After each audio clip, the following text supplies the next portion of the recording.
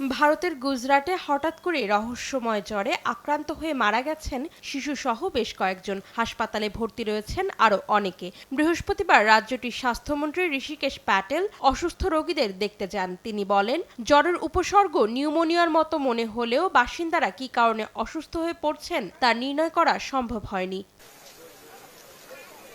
স্থানীয়দের দেয়া তথ্য অনুযায়ী প্রবল ঝড় বৃষ্টির পরই গুজরাটের কচ্ছ জেলার লাখপত এলাকার ৭টি গ্রামের ঘরে ঘরে এই জ্বরের প্রাদুর্ভাব দেখা যায়। সঙ্গে রয়েছে শ্বাসকষ্ট।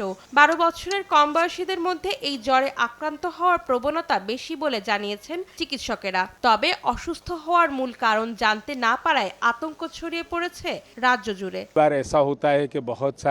বর্ষাকালে ম্যালেরিয়া, ডেঙ্গু, নিউমোনিয়ার মতো বিভিন্ন ভাইরাসজনিত রোগ প্রায়ই ছড়িয়ে পড়ে। তবে এবারের এই রোগ কেন ছড়িয়ে পড়ছে তা খতিয়ে দেখতে সব প্রশাসন কাজ করে যাচ্ছে।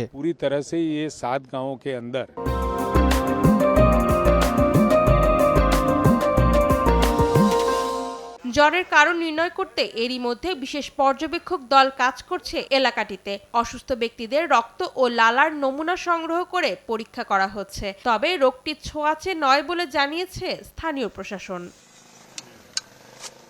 অন্তরা সেন, সময় সংবাদ।